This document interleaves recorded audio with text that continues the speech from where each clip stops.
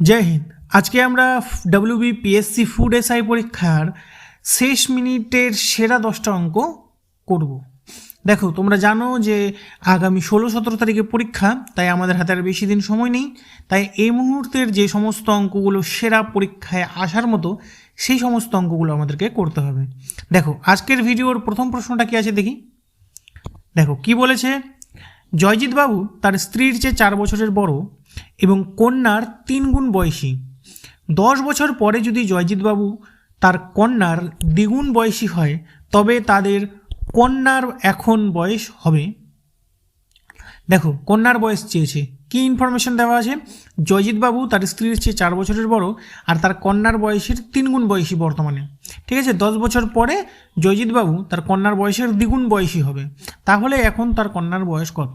দেখো, এই অঙ্কটা এখানে দেওয়ার অন্যতম আরেকটা কারণ হচ্ছে, দেখো এই অঙ্কটাতে এই যে ইনফরমেশনটা দেওয়া আছে, জয়জিৎ বাবু তার স্ত্রীর চেয়ে 4 বছরের বড়, এই ইনফরমেশনটা কিন্তু আমাদের এক্সট্রা দেওয়া আছে। এই ইনফরমেশনটা এই অঙ্কের সাথে কিন্তু কোনো এই ইনফরমেশনটা এই অঙ্কতে কোনো প্রয়োজনে লাগবে না। ঠিক আছে, কারণ আমাদেরকে কন্যার 3 গুণ বয়সী বর্তমানে 10 বছর পর দ্বিগুণ বয়সী হবে। ঠিক আছে, কন্যার বয়স চেয়েছে, আমাদের এই তার স্ত্রীর বয়স সেটা আমাদের এখানে কোনো প্রয়োজন নেই। ঠিক আছে, তো আমরা ধরে নিচ্ছি যে জয়জিৎ বাবুর বয়স আর তার কন্যার বয়স কীরকম। জয়জিৎ বাবুর কন্যার বয়স বর্তমানে এক্স, জয়জিৎ বাবুর বর্তমান বয়স তার কন্যার বয়সের 3 গুণ, তার মানে তার জয়জিৎ বাবুর বয়স এখন 3x। এবারে 10 বছর পরে জয়জিৎ বাবুর বয়স হবে 3x + 10, তার কন্যার বয়স হবে x + 10। এটাই আবার কি হয়ে যাবে 10 বছর পরে? এই জয়জিৎ বাবুর বয়সটা হয়ে যাবে সমান সমান দ্বিগুণ তার কন্যার বয়সের 2 গুণের সমান। লিখে দিলাম। দেখো, এই 3x + 10 = 2x + 20। এখান থেকে আমরা দেখো এই 3x এই 2xটা এদিকে আসলে মাইনাস হবে, 3x থেকে 2x চলে গেলে x = এই 10টা ওদিকে গেলে কী হবে? মাইনাস হবে। 20 থেকে 10 চলে গেলে 10। তাহলে এক্সের ভ্যালু আমাদের বের হয়ে গেল কত? 10। এক্স আমরা কী ধরেছিলাম? কন্যার বর্তমান বয়স। তো কন্যার বর্তমান বয়স কত? 10 বছর। দেখো অপশানে ভুল দেওয়া আছে, হ্যাঁ। অ্যান্সার কী হবে? অ্যান্সার হবে 10 বছর। অ্যান্সার হবে 10 বছর। ঠিক আছে, চলো পরবর্তী প্রশ্নটা কী আছে দেখি। দেখো, পরবর্তী প্রশ্ন কি বলেছে, দুটি ট্রেন একই দিকে যথাক্রমে 25 কিমি প্রতি ঘন্টা এবং 15 কিমি প্রতি ঘন্টা গতিতে যায়। যদি প্রথম ট্রেনটি দ্বিতীয় ট্রেনের একজন যাত্রীকে 9 সেকেন্ডে অতিক্রম করে, তবে প্রথম ট্রেনটির দৈর্ঘ্য কত? ঠিক আছে, এই যে প্রথম ট্রেন, 25 কিলোমিটার প্রতি ঘন্টা গতিবেগে যাচ্ছে। ঠিক আছে, এর আগে একটা ট্রেন আছে যে 15 কিলোমিটার প্রতি ঘন্টা গতিবেগে যাচ্ছে। এবার কি বলেছে, এই ট্রেনটা এই ট্রেনটা প্রথম ট্রেনটা এই ট্রেনটাকে কি করবে? এই ট্রেনের একজন যাত্রীকে 9 সেকেন্ডে অতিক্রম করবে। ঠিক আছে, দেখো এই জিনিসটা মাথায় রাখবে, যখনই ট্রেনটা একজন যাত্রীকে অতিক্রম করবে, তার মানে এই ট্রেনটা কেবলমাত্র নিজের দৈর্ঘ্যটাই অতিক্রম করবে। এই কথাটা মাথায় রাখবে। বলেনি যে সম্পূর্ণ ট্রেনটাকে কতক্ষণে অতিক্রম করবে, কি বলেছে? ট্রেনের একজন যাত্রীকে কতক্ষণে অতিক্রম করবে। তাহলে একজন যাত্রীকে অতিক্রম করবে মানে সে তার নিজের দৈর্ঘ্যটাই অতিক্রম করবে। হলো? এবারে দেখো, যেহেতু ট্রেন দুটো একই স্পিডে যাচ্ছে, একই স্পিডে না, একই দিকে যাচ্ছে, যেহেতু ট্রেন দুটো একই দিকে যাচ্ছে, তাই এদের যে গতিবেগটা আছে না, এই যে 25 আর 15, এই গতিবেগটা কি হবে? এই যে প্রথম ট্রেনটা দ্বিতীয় ট্রেনের কত কিলোমিটার গতিবেগে কাছে আসবে, সেটা আমরা কি করব? এই 25 থেকে 15টাকে বিয়োগ করে দেবো। 25 থেকে 15 বিয়োগ করে দেবো। বোঝা গেল? তার মানে 25 থেকে 15 বিয়োগ করলে হয় 10। তার মানে প্রথম ট্রেনটা এই দ্বিতীয় ট্রেনটার 10 কিলোমিটার প্রতি ঘন্টা গতিবেগে কাছে আসবে। তার মানে 10 কিলোমিটার প্রতি ঘন্টা বেগেই অতিক্রম করবে। এবারে দেখো কি বলেছে,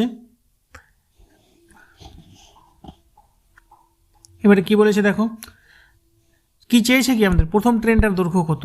ঠিক আছে, এবার প্রথম ট্রেনটার দৈর্ঘ্য আমরা কী করে বের করবো? দেখো, তার মানে 10 কিলোমিটার প্রতি ঘন্টা গতিবেগে আসবে। এবার 10 কিলোমিটার প্রতি ঘন্টাটাকে আমরা যদি মিটার পার সেকেন্ডে কনভার্ট করি, তাহলে কি লিখতে হবে? 10 গুণ এই 5/18, 2 দিয়ে কাটো, 2 5 10, 2 9 18 সমান সমান কত হলো? 5 5 25, নিচে 9, মানে 25/9 মিটার পার সেকেন্ড। এটা হয়ে গেল আমাদের গতিবেগ। ঠিক আছে, তো 25/9 মিটার পার সেকেন্ড গতিবেগে এই ট্রেনটা এই ব্যক্তিটাকে অতিক্রম করবে। এবার অতিক্রম করতে ওর কত সেকেন্ড সময় লাগবে? 9 সেকেন্ড সময় লাগবে। তাহলে দেখ, গতিবেগ দেওয়া আছে, সময় দেওয়া আছে, তাহলে অতিক্রান্ত দূরত্বটা আমরা পেয়ে যাব। তাহলে ডিস্টেন্স ইজ ইকুয়াল টু কী হয়ে যায়? Speed into time. তার মানে স্পিড কত? 25/9 ইন্টু টাইম কত? 9, 9 9 কাটো, সমান সমান কত হবে? 25। তার মানে এই 25 মিটার দূরত্বই অতিক্রম করে 9 সেকেন্ডে। এবার এই অতিক্রান্ত দূরত্বটাই তো হলো এই ট্রেনটার দৈর্ঘ্য। তার মানে প্রথম ট্রেনটার দৈর্ঘ্য কত? 25 মিটার। 25 মিটার। অপশান এ হয়ে যাবে সঠিক উত্তর। অপশান এ হয়ে যাবে সঠিক উত্তর। বোঝা গেল? চলো পরবর্তী প্রশ্নটা কি আছে দেখি। দেখো পরবর্তী প্রশ্নটা কি বলেছে, একটি শহরের জনসংখ্যা 56,000 থেকে বেড়ে 63,000 হলো, তাহলে জনসংখ্যা বৃদ্ধির শতকরা হার কত? দেখো আগে কত ছিল? 56,000, এখন বেড়ে কত হলো? 63,000। তার মানে কত হাজার জনসংখ্যা বাড়লো? 63,000 হয়েছে, আগে ছিল 56,000, আগে ছিল কত? 56,000। তার মানে কত হাজার জনসংখ্যা বাড়লো? কত হাজার জনসংখ্যা বাড়লো? দেখো 13 থেকে 6 চলে গেলে 7, 7,000 জনসংখ্যা বাড়লো। এবারে জনসংখ্যা বৃদ্ধির হার কত হলো? দেখো 7,000 জনসংখ্যা বাড়লো, 7,000 জনসংখ্যা বাড়লো কখন? কত থেকে 7,000 বাড়লো? 56,000 থেকে 7,000 বাড়লো। তার মানে এই 7,000/56,000 শতকরা হার মানে গুণ 100। 3টা জিরো কাটো, 7 দিয়ে 56 কাটো, 7 8 56 কাটো, 2 দিয়ে 50, এখানে 4 আবার কাটো, 2 দিয়ে 25, 2 দিয়ে 25কে কাটো, 12.5। দেখো আমি তোমাদের কাটাকাটিটা এভাবে করালাম কারণ যাতে তোমরা বুঝতে পারো দশমিকটা, ডেসিমালটা যাতে বুঝতে পারো। ঠিক আছে, যারা একদম ডাইরেক্ট করতে পারবে তারা ডাইরেক্টই করে দেবে। তার মানে 12.5 হয়ে গেল আমাদের উত্তর। তার মানে জনসংখ্যা বৃদ্ধি শতকরা হার কত? 12.5। অপশান সি হয়ে যাবে আমাদের সঠিক উত্তর। অপশান সি হয়ে যাবে সঠিক উত্তর। বোঝা গেল? চলো পরবর্তী প্রশ্নটা কি আছে দেখি। দেখো পরবর্তী প্রশ্ন কি বলেছে, কোন বৃহত্তম সংখ্যা দিয়ে 1,305, 4,665 এবং 6,905কে ভাগ করলে প্রতি ক্ষেত্রে একই ভাগশেষ থাকবে? দেখো প্রতি ক্ষেত্রে একই ভাগশেষ থাকবে, এই অঙ্কগুলো একটু আলাদা রকম হয়। কি হয় দেখো, আমরা কি করব, কিচ্ছু না, সিম্পলি আমরা কি করব, এই 6,905 থেকে বিয়োগ করে দেব 4,465। মেন কথা, সব থেকে বড় যেটা সেটার থেকে ছোট দুইটাকে বিয়োগ করব, তারপরে সেকেন্ড বড় যেটা সেটার থেকে একদম ছোটটাকে বিয়োগ করব। 3টা বিয়োগফল পাবো, সেই 3টা বিয়োগফলেরই আমাদের কাজ আছে। দেখো বিয়োগ করলে কত হবে? 5 থেকে 5 চলে গেলে 0, এখানে হবে 10 থেকে 6 চলে গেলে 4, এখানে হবে 2, এখানে হবে 2 হলো। এইবারে কি করব আমরা? এইবারে আবার এই 6,905 এর থেকে বিয়োগ করব 1,305। 6,905 থেকে 1,305 বিয়োগ করলে কত হবে? 5,600। কত হবে? 5,600। এবারে দেখো, এবারে আমরা কি করব, দ্বিতীয় যেটা বড় মানে 4,465 এর থেকে বিয়োগ করব 1,305। বিয়োগ করলে কত হবে? দেখো 0, এখানে হবে 6, এখানে হবে 3, এখানে হবে 3। তো এবারে যে এই 3টা বিয়োগফল আমরা পেলাম 2,240, 3,360 আর 5,600, এই 3টারই গসাগু আমরা বের করব।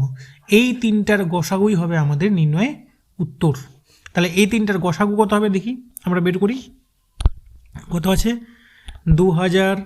দেখো এখানে যদি আমরা ভালো করে লক্ষ্য করি তাহলে কি দেখব, এই যে 2,240 এর পিছনেও 0 আছে, এই যে 5,600 এর পিছনেও 0 আছে, এই 3,360 এর পিছনেও 0 আছে। তার মানে এই একটা 0 আমরা বাদ দিতে পারি, কারণ গসাগুতে তার মানে 10 আমাদের আসবেই, গসাগুতে আমাদের 10 আসবেই। বোঝা গেল? আচ্ছা, তোমরা যদি বুঝতে না পারো আমি তোমাদেরকে বুঝিয়ে দিচ্ছি, হ্যাঁ, লিখেই দিচ্ছি তোমাদের।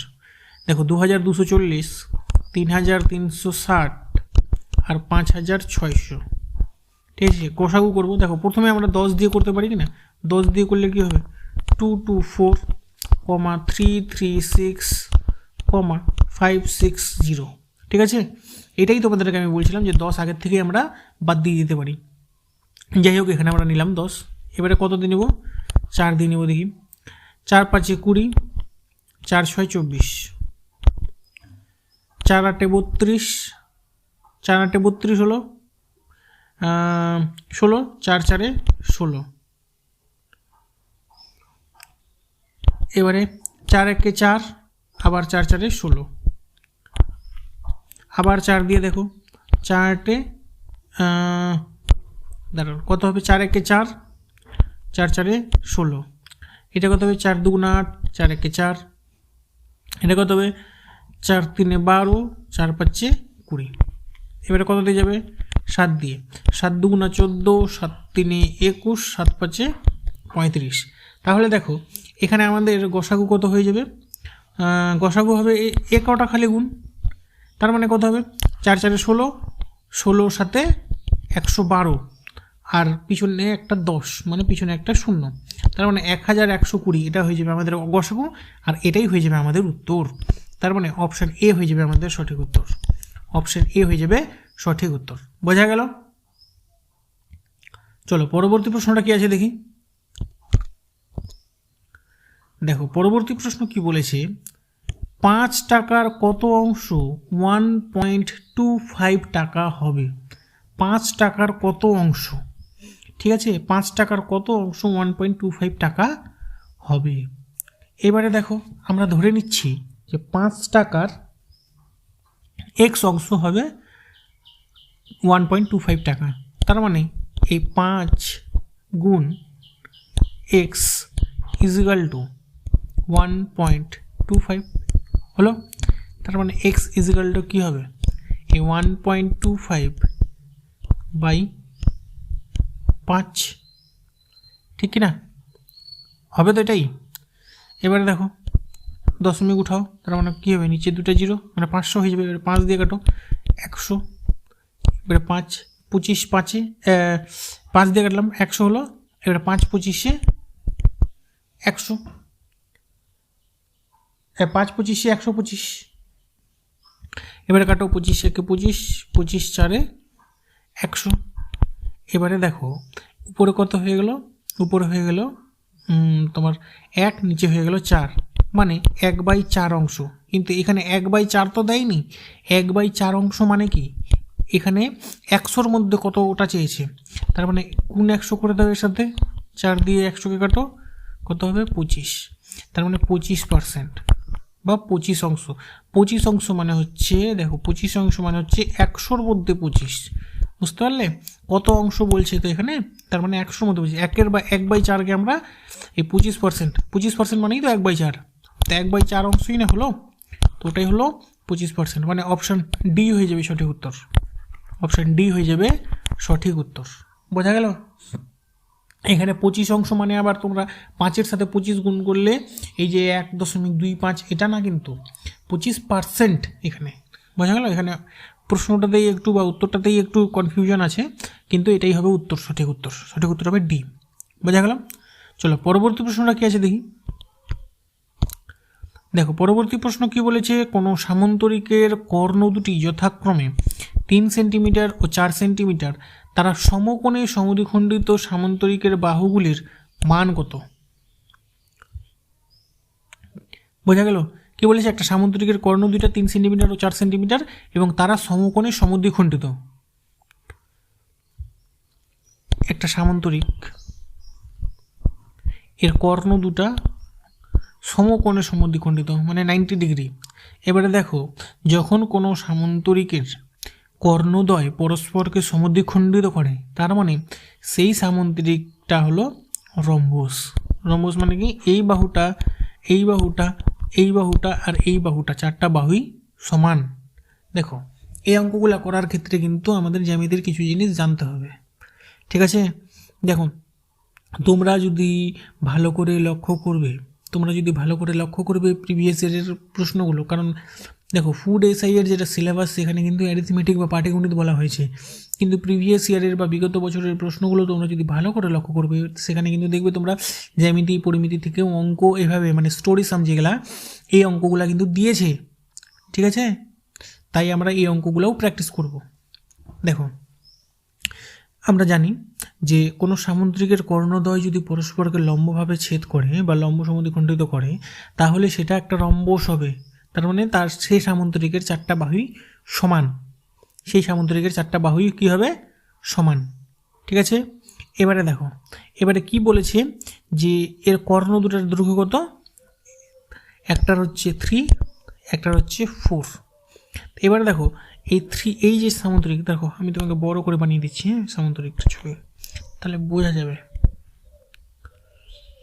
দেখো এই যে কর্ণ, এটা হচ্ছে 3 দৈর্ঘ্য, এটা হচ্ছে 4 দৈর্ঘ্য। তার মানে এরা যে পরস্পরকে সমদ্বিখণ্ডিত করে, তার মানে এইটুক যদি আমরা ডিস্টেন্স বের করি, তার মানে এটা কত হবে? 1.5। তার মানে 1.5ই তো 3 হবে, 1.5। তার মানে এইটুকটা কত হবে? তার মানে এইটুকটা হবে 2।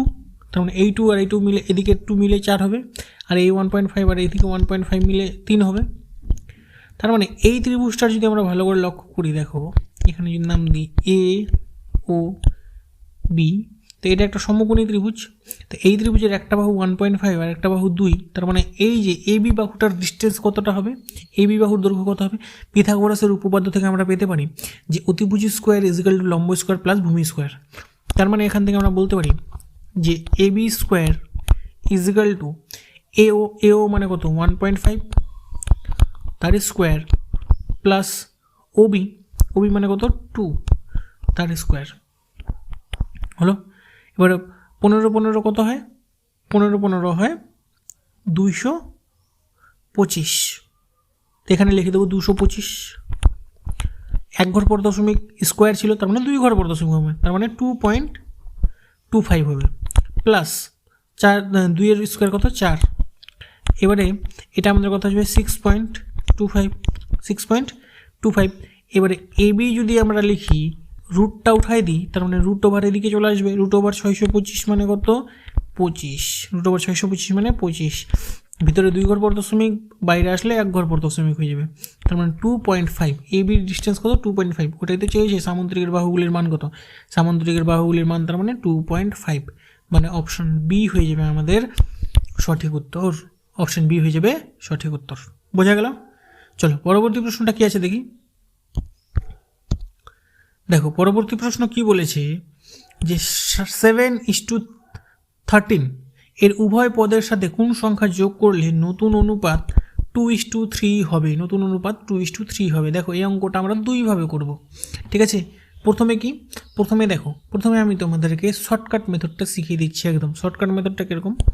দেখো এখানে আছে 7:13 হলো। এবারে কি বানাতে হবে আমাদেরকে? এটাকে 2:3 কি বানাতে হবে? 2:3।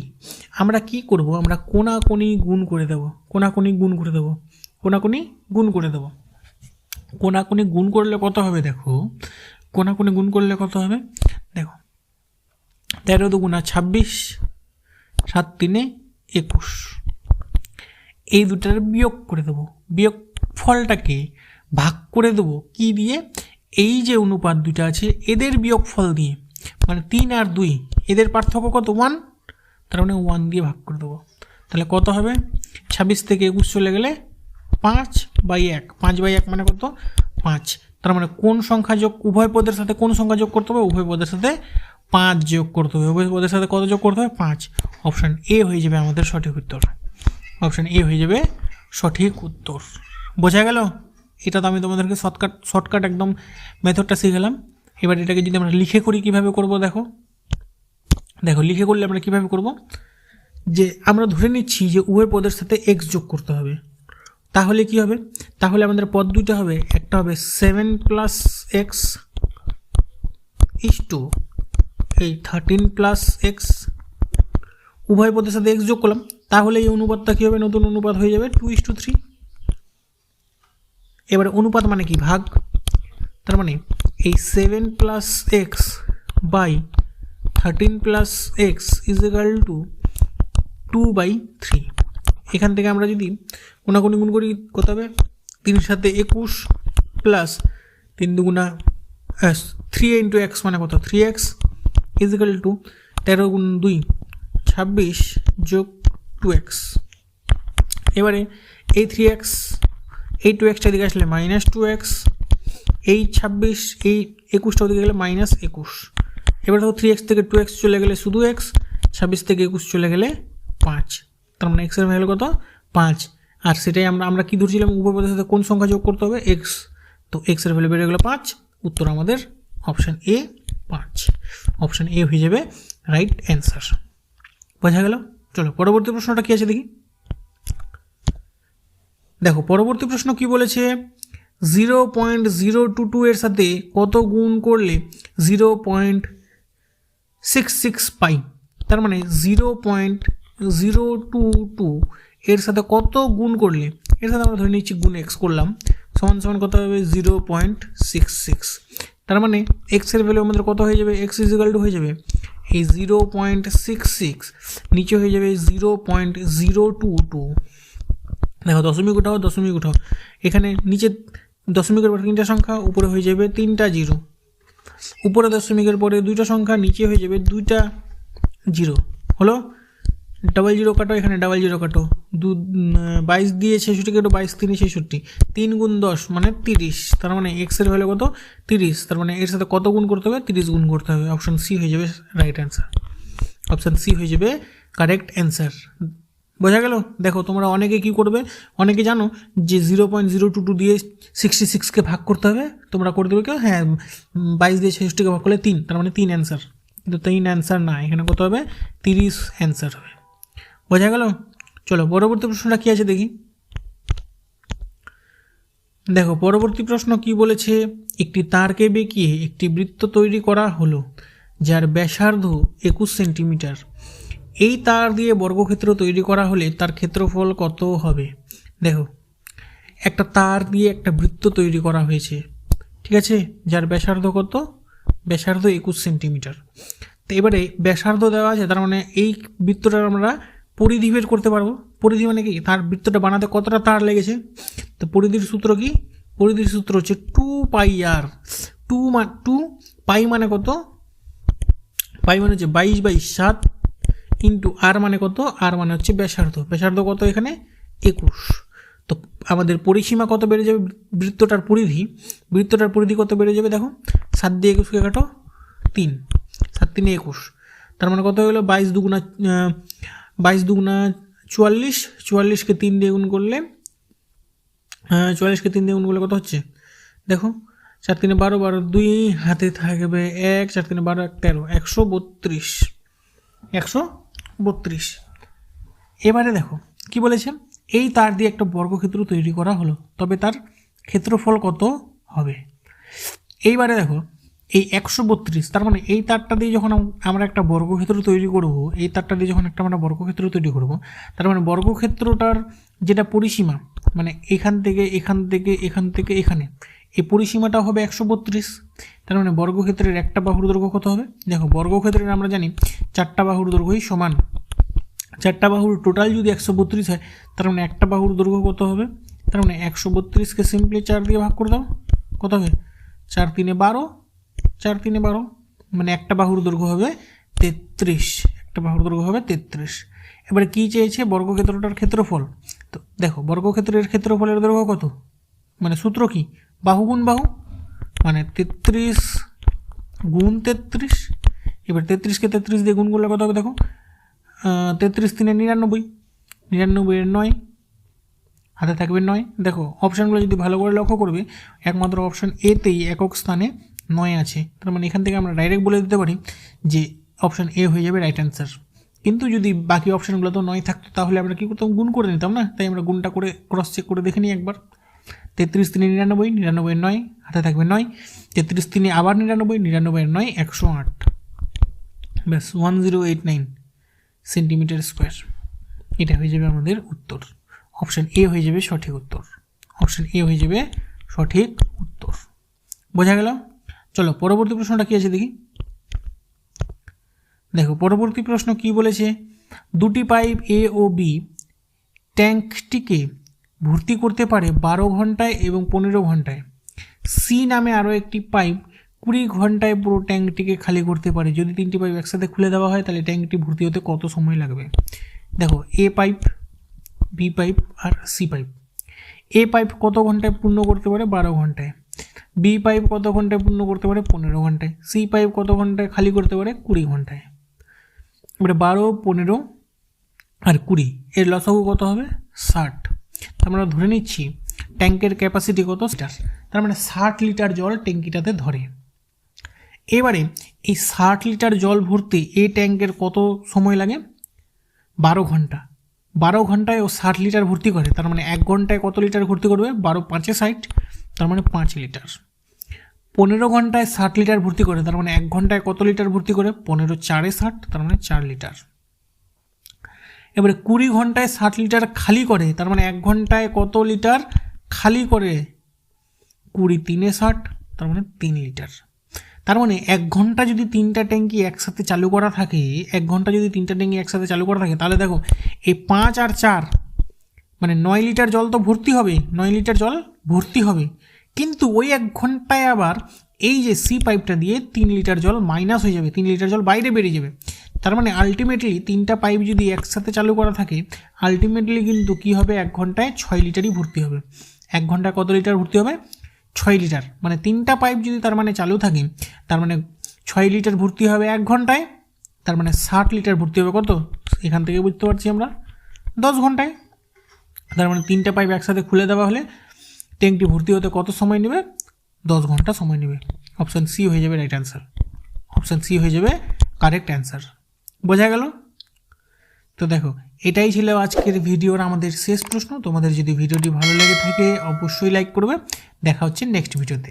জয় হিন্দ।